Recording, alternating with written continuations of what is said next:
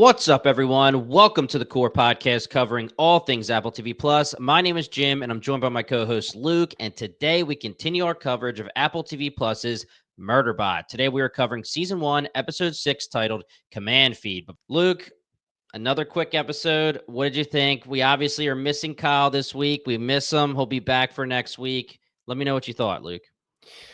The Labibi turn episode. Not to say that Yeah, we didn't talk about it.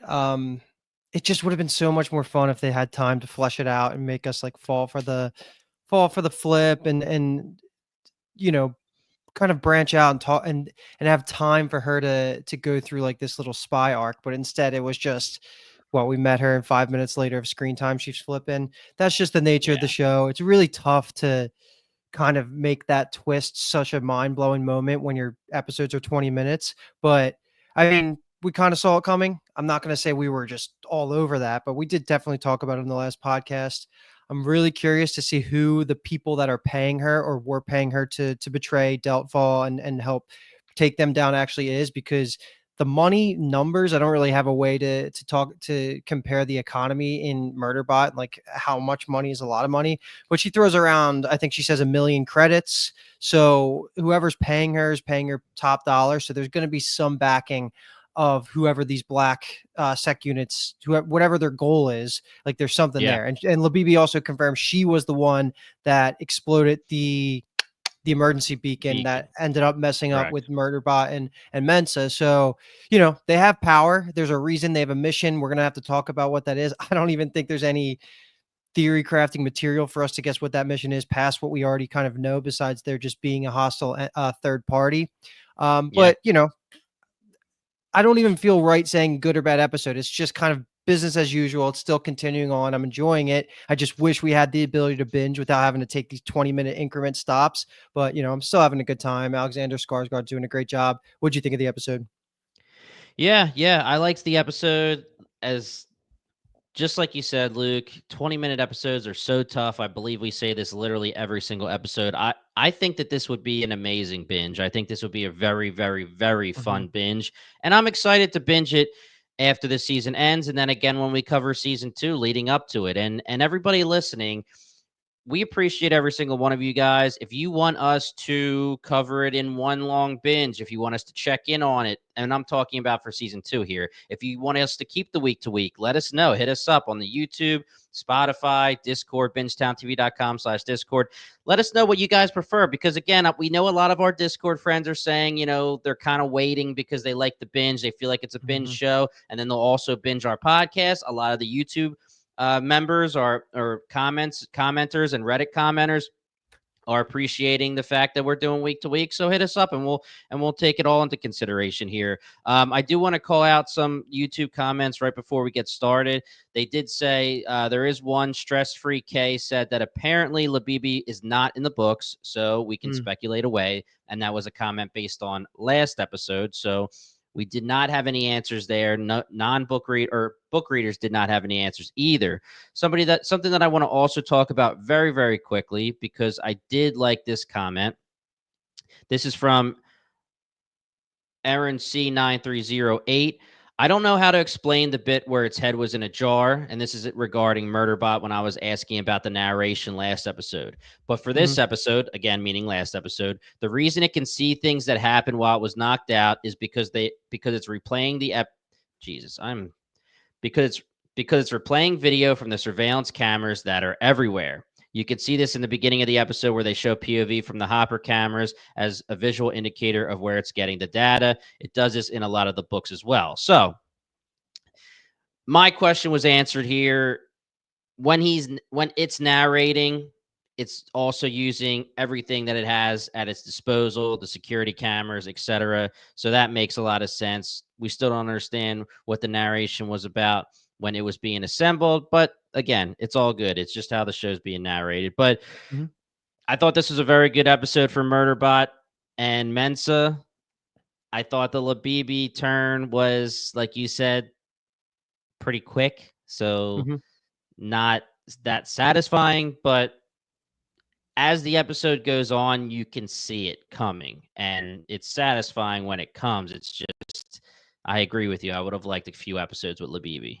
Yeah, there was besides the Labibi part of it, which was I actually did think it was epic, like the ending of it where Murderbot just walks in and just blasts her head without like even thinking about it, which there's something there that we can talk about, but I want to take it back to the Murderbot and Mensa of this episode when they're going through the surgery, they're just fixing the ship, all that. There's some good funny moments here. They talk about the Sanctuary Moon, John Cho stuff again. That's always funny. But Yeah. what caught my ear was the fact that Murderbot was having anxiety at Yeah. points here. And that feels new because normally he's just psychoanalyzing the different emotions that the people are having and he's just writing them off as stupid or just part of their biological flaws. But at this point, he says he's when he's talking to himself, he's like, I can't have both Mensa and myself like freaking out here. And that to me feels like growth. Change is a better way because it's not actually like Yeah. growing towards something better. It's just becoming more and more human like. And I don't know if that's the goal of Murderbot or what the story that's going to be told it actually is, but I'm starting to notice that Murderbot is taking on some of these unnecessary feelings that Murderbot itself would probably say is unnecessary, but can't really separate itself as it's getting so close with the other crew members. So that's what caught my ear in the beginning. I don't really have anything else to point out from their little escapade before they get back and return. There's more probably to talk about at the habitat, but anything else that you thought was worth bringing up besides like the fluid leaks and just Mensa having her panic attacks again? Because that seems to be every other episode that she's doing that. And we're definitely going to have to get a flashback. I'm thinking this season on it because they're just Right. focusing every time she's on screen. They're talking about it almost every time. So, what did you think about the beginning part of that? So Murderbot's had something similar to this pop up in the earlier episodes, pretty much in the first two episodes when it's trying to calm down Arata when she's in shock after the attack. But this is something that's very interesting when it pertains to Murderbot saying that it was anxious, Mm-hmm. basically saying we're both anxious. This is not a good idea. And something that I wanted to bring up here was when they're showing Sanctuary Moon, correct? Sanctuary Moon. Why, Mm-hmm. I'm really freaking awful today. Um, when they're showing Sanctuary Moon and they're talking about John Cho's character and the robot um Second unit. navigator sec unit, yeah, basically a sec unit, a navigator for the ships. Murderbot says that love and emotions, basically love, I guess, there's no reason for it. They don't have reproductive organs, but then it said no dopamine either. So it's making me wonder, like, if you break your governor module, everybody drink, that's going to be our new one. So we don't say government module. But if you break your governor module, does that allow maybe access to emotions or access to dopamine hits or things like that? Or is it literally that these sec units are not programmed for it and Murderbot really just has no ability? I mean, it just told us it was stressed and anxious, but it's interesting. I don't know. Yeah, is it just emulating these feelings based on the information it's taking from Sanctuary Moon, or is it actually starting to biologically change? Because we know they're cyborgs, these murder bots or Right. these sec units are cyborgs. So they have the capacity to have biological symptoms like pain. So why not Right. take it a step further? Because don't you need the whole, your spinal cortex needs to have you need to have something in order to be able to feel pain. I'm sure there's like a nervous system, right? So why not Right. have the ability to turn on and off We'll dopamine? see. We'll see. Murderbot says it doesn't have a heart. Does it say it doesn't have a brain either? I can't remember. And a lot of these come from the brain, like dopamine comes from the brain, etc. I know it's also nervous system too, but I don't know. Everybody, we know that you have been doing it lately, so correct us if we're wrong and hit us up and let us know. I think I remember Murderbot saying it didn't have a brain. Might be the But case. again, the way that these cyborgs work, it could be, it's way in the future. Hormones Yeah, and it's different things whatever they can be want. created from, yeah, they're created any way they want. But did you watch Cowboy Bebop on Netflix, the live I action? saw part of it. Yeah, I mean, I know it got canceled and it was bad, but John Cho, I wonder if he was just like, yeah, let me just keep the same hair Yeah, for yeah, Sanctuary yeah. Moon. Yeah, That yeah. hair was wild. I'm glad to see John Cho back, and it is funny to have this serial, as they call it, being shown a few times. And another situation where Mensa's like, that show is not prestige. It's not Yeah. good. And Murderbot's like, yes, it's good. And there was a lot of funny things about this episode with Sanctuary Moon when Murderbot's trying to calm down Mensa and it turns on Sanctuary Moon and it's the breathing episode. Mhm. It starts singing the theme song and Yeah. Mensa's like looking over at it like, are you shitting me right now? Like, is this actually happening? That was And then when my, like, funniest moment of the episode was him starting to hum the theme song. I thought that was hilarious. and then even in the same episode when it's going through the progress of the episode, Immense is like, that doesn't seem believable, and Murderbot's like, it's canon. Yeah, yeah, that was a good line too. Well, let's not forget the whole reason that they're struggling and they need to go through this surgery is because he had to delete space on his Yes. brain, or I guess in his like computation, in order because Processing he need system, yeah. yeah, processing. He needed to get season 19 of Sanctuary Moon. That's the reason he didn't think that they needed a spare manual. So that's just funny in its own way. So yeah, like we called this out from episode 1, and I really thought that he was going to use multiple TV shows to kind of loop all these themes in, but it's really just going to keep being Sanctuary Moon. And it's just so right for like a fun spinoff. But if they ever did a spinoff like that, I would have wanted 20-minute episodes, not Yeah. mimicking like the amount of runtime that we're getting for the actual show itself. I think the bottom line is, and we're going to keep saying it, it's not a bad thing, but I totally wish that we were getting like at least 45-minute long episodes every I time, because Yeah. there's so much room for them to make things breathe, and like they can expand upon these ideas. Like we're getting the message across, but it's just I feel like by the time I'm internalizing anything, the episode's over. Yeah. And also, think about it. Say they take these 10 episodes, 20 minutes each, turn it to 6 episodes. A lot of prestige shows are doing this nowadays. Turn it into 6 episodes, 45 minutes to an hour each. Give us that week in between each one where we get more info, but now we have a week to process it, to think, to theorize, etc.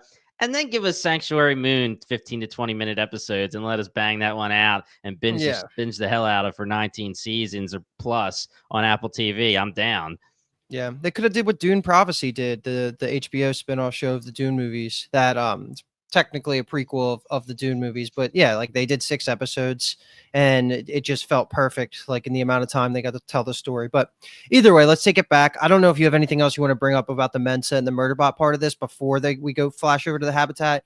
But this is where Not, everything happens. Like it's the whole Labibi yeah, storyline. Like we get to flesh out. I mean, I guess BW gets the most screen time she's gotten since episode 1 here, and she is the one that's the most hurt, and I guess she was the most right. trusting of Labibi, so that flip kind of happened. It just keeps re-emphasizing how close this group is and how empathetic they are compared to the most Yeah, other people, because we even get some comparisons. I mean, a lot of it could have been fake about what Labibi was telling them, because she does go on to say that she made up the whole kids thing, she hates kids, but like what right. she says is, which I'm assuming is true, is that the people of Corporation Rim, when you buy a sec unit, it's property to you and you treat them like dirt. You can Right. do whatever you want. She's like, if you want to bang them and throw a penis on it, you can do that. It's like not a problem. Yeah. It's not weird. So you're starting to see a little bit of that background world building through these different interactions. But at the end of the day, Preservation Alliance are the only people that are actually good. And that comes out in their inner relationship scenes that we get a lot in this part.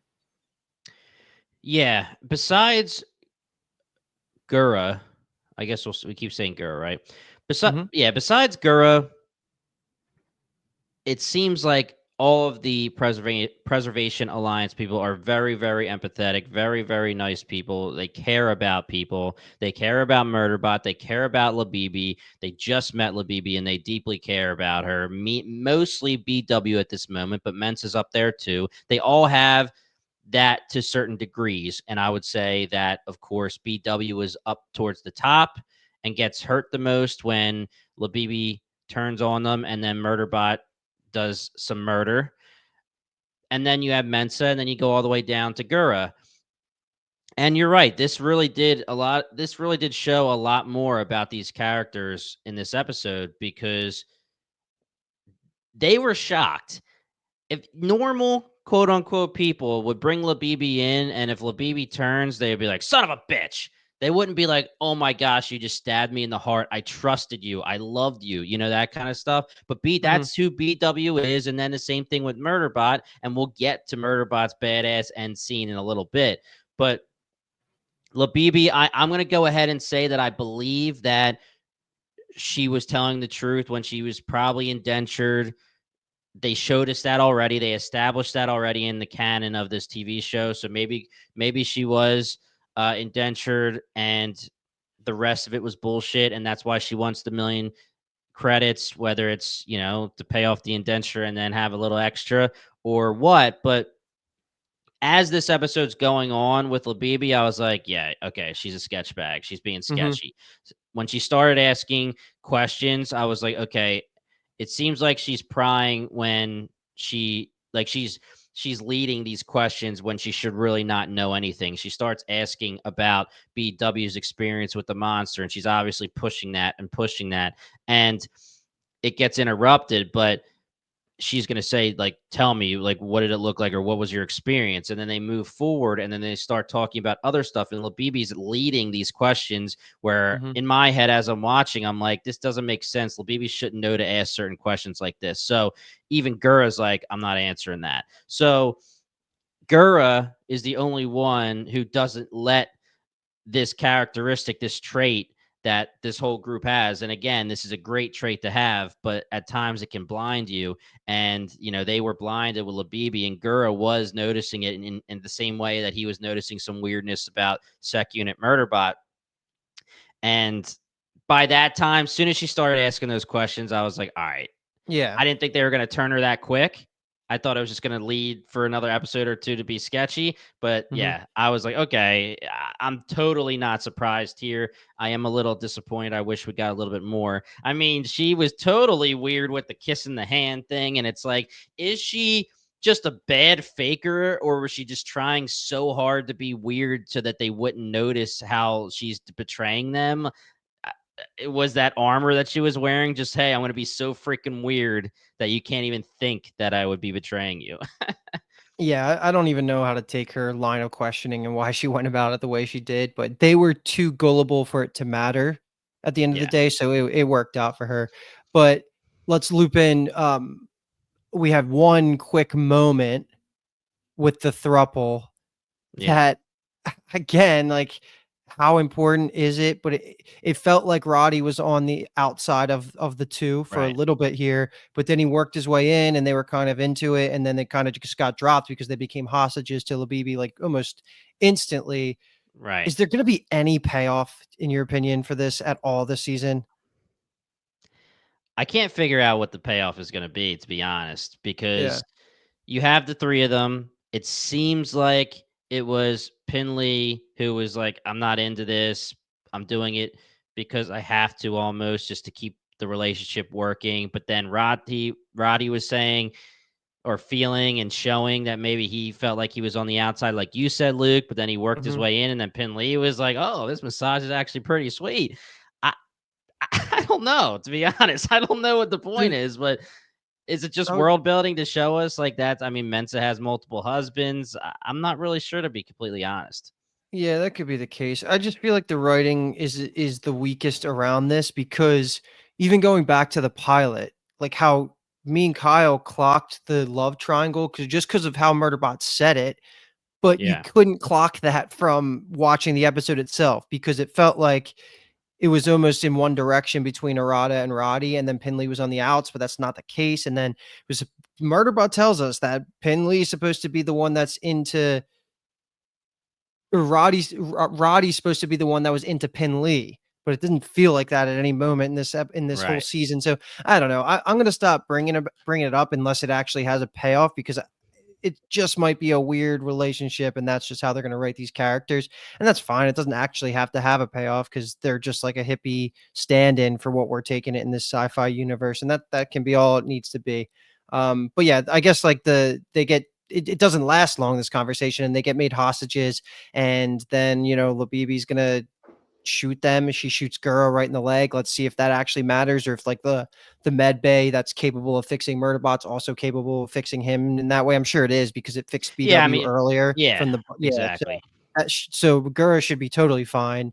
But that moment was pretty badass because it didn't, again, and this was the best usage of not letting things breathe, was her, have the hostage situation. Murderbot walks in and just blows her freaking head off, and everybody's freaking out. They actually, it does seem like this is going to negatively affect their relationship because Oh yeah. two reasons. One, everybody was scared, specifically BW, already talked about that. But two, the last line that Murderbot says in this episode was that it felt really good. That's like Yeah. the breadcrumbs of a plot line in its own self. When maybe he will get a taste for murder, but I don't see the story taking it away where he just becomes a literal murder bot machine. And I'm saying I'm sorry, and it's probably going to be really difficult to edit it. It becomes it gets a taste for murder and loves it to the point where it starts to want to murder Preservation Alliance. I don't see it going that way. Do you? Right. No, no. I don't know exactly. Like, we could just talk about it really quickly because it's the end of the episode. I do have some other things to talk about the actual murder, but Alexander Skarsgård looked like a freaking badass when he was narrating it over us seeing Murderbot and it looking into its eyes. And we know that we've had this data memory that's 7 seconds long that Murderbot can't figure out what it's from or Hmm. can't access any more of it. And it's about a lot of murder. So did it feel good because it used to be programmed for straight murder and that's what it's used to? Did it feel good just because it is a murder bot? I don't think this is going to be something that's like, are we looking at a heel turn where Murderbot turns bad? I don't think Mm-hmm. that's where we're going, but it is cool because this was a really important line for the show and the episode because while I still do think the end game of this show is for Murderbot to form relationships, decide it's going to have a journey with more people than just itself and not just watch TV and jump on alliances and quests and journeys and rebellions maybe if Kyle was here. It's still who it is. It is still Murderbot at this moment. And Murderbot is like, I don't really like people. I am not your friend. I am not someone who you should trust. Well, maybe you can trust me, but you're not somebody who you should think you're friends with or think you love because I am literally here as a job to protect you. I don't give a shit, right? Mm-hmm. That's still where Murderbot is, and that's where Murderbot should be until the evolution happens. Now, I do think that we didn't get it exactly right with where Kyle was saying, will we get a lot of time with Mensa and Murderbot and they'll form some bonds and they'll have a good conversation back and forth. Well, I mean, yes, I think that happened. I do think that it was planting some seeds, but it wasn't what I fully thought. Like, I thought that they're pushing the gas pedal so hard on this show that this episode, when they're stranded, it could have been like, oh, wow, like, I kind of like Mensa. I like hanging out with Mensa. And then you're like, oh, Murderbot's changing. It's not exactly that, but I think the seeds are Right. planted. But yeah, it's going to be a slow evolution. And that's going to be part of the issues, part of the struggle of this show, of this story will be maybe I do like having friends, but maybe I don't. And it's just going to be back and forth. And it's not just going to be one choice.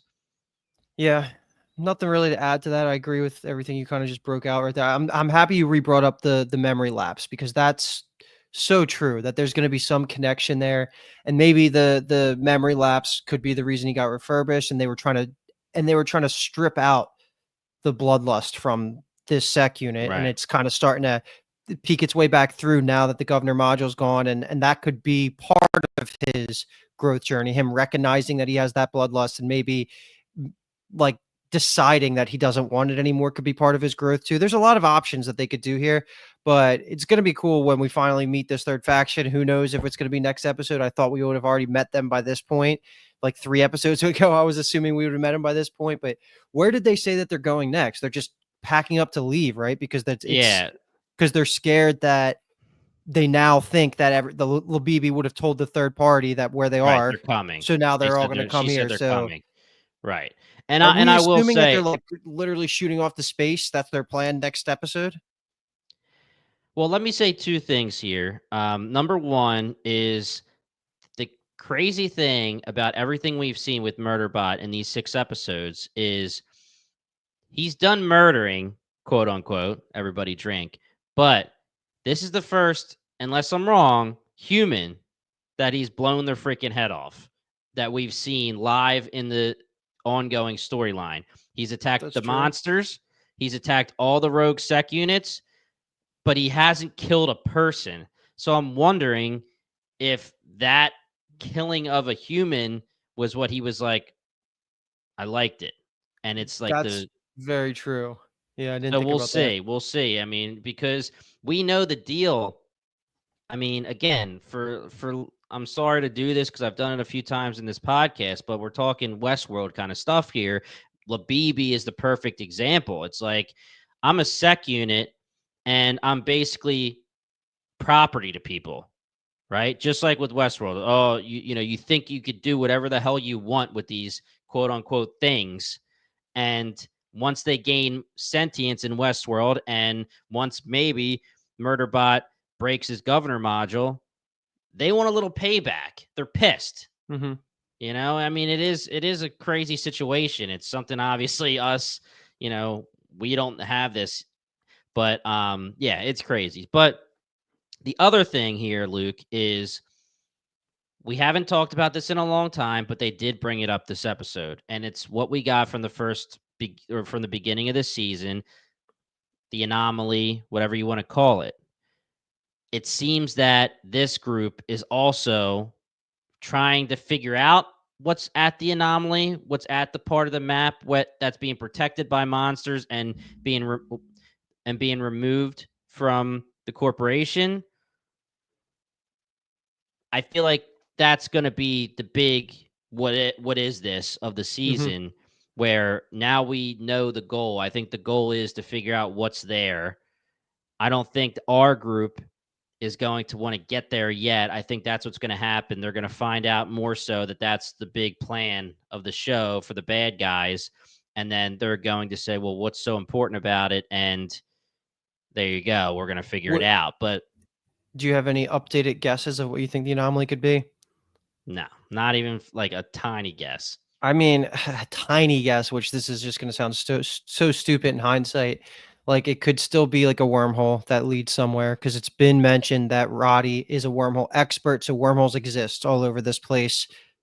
And maybe that's purposely why they didn't have Roddy in those scenes to even have seen it because he would have been able to analyze it. But that seems like Yeah, a stretch. But then also, I don't know, like an infinite energy source because it did just seem like a ball of like something, and that right. could be a reason that some third party would create their own army of sec units to protect because that would be something so valuable because they did talk about, at least Labibi did, that resource even though humanity has spread all out around the galaxy, resources are still a thing. Like you need a license to have a child because they take up resources, so that could be something where it's like an infinite resource energy source, something like that. Okay. That's Yeah, also a yeah. I stretch. mean, Yeah. I'm in. I mean, yeah, because again, I don't really have any guesses, so I'm totally in for that. That sounds plausible to me for something that we could be aiming towards, or the bad guys could be aiming towards.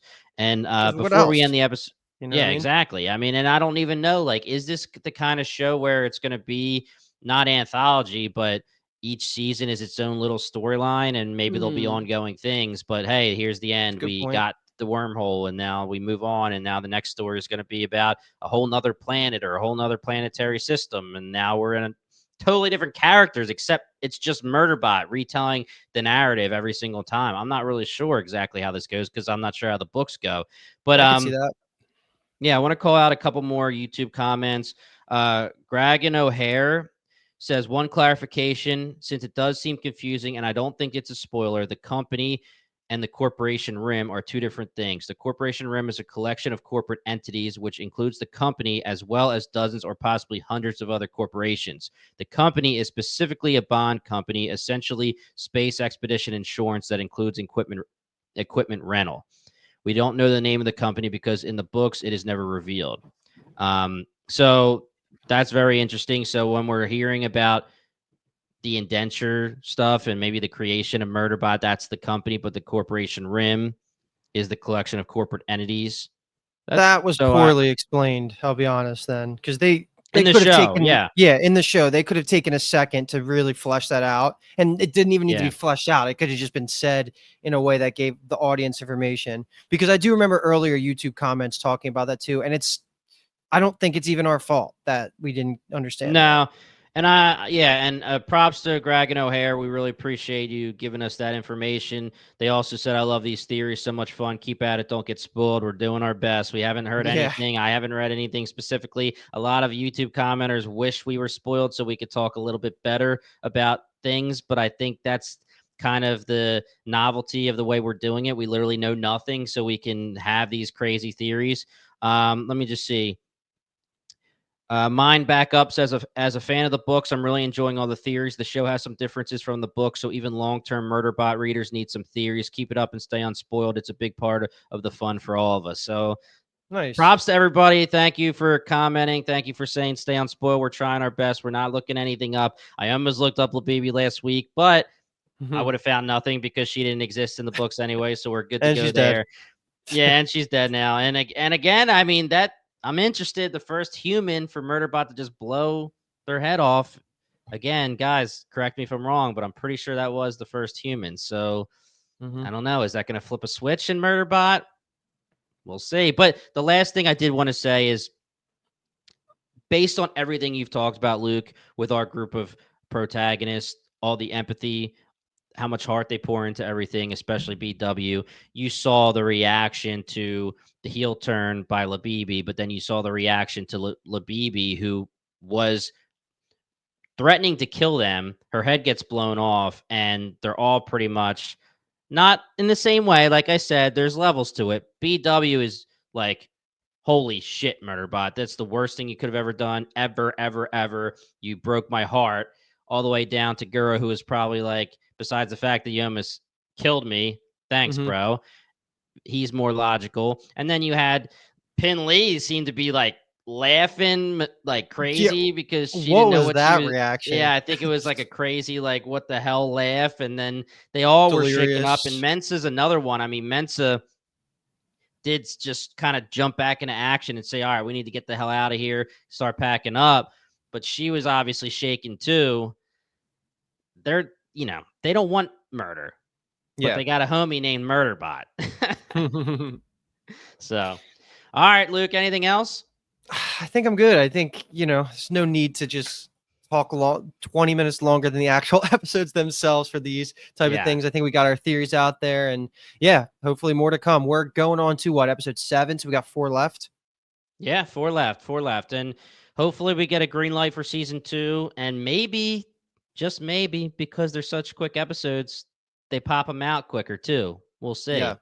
I mean, Hmm. if it's not greenlit yet, that means it's not shooting yet. So that's not the greatest, but hopefully it doesn't take too long to shoot. I know that it's obviously it has a lot of CGI. It's sci-fi. We'll see. But otherwise, guys, that's it for this week. We will be back next week for episode 7. If you're a huge sci-fi fan, well, you're going to be living the dream because Foundation is coming back. Murderbot is current.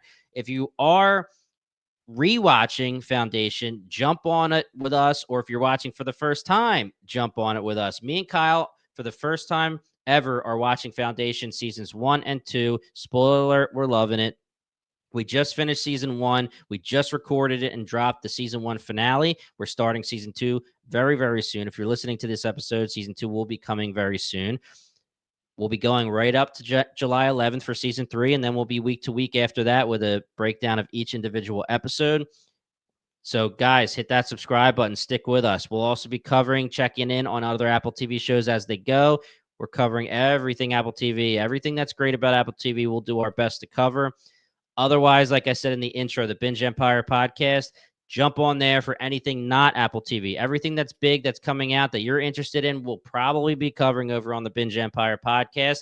I'll be over there sometimes. Luke will be over there sometimes. Kyle will be over there sometimes. There's 7 of us, and we all cover as much as we can for you all. And then again, lastly, the Bingetown TV podcast. If you're looking for fun rankings, debates, drafts, just full on conversations, having some fun, like you're sitting with your friends, talking TV, talking movies, general conversation, no specific episode recaps, jump over there. Those episodes are 20 minutes, 30 minutes, sometimes an hour. They're very fun to record, and we've heard they're fun to listen to. So hit that subscribe button. Otherwise, guys, we will see you next week. Once again, we are the Core Podcast, and thank you so much for listening.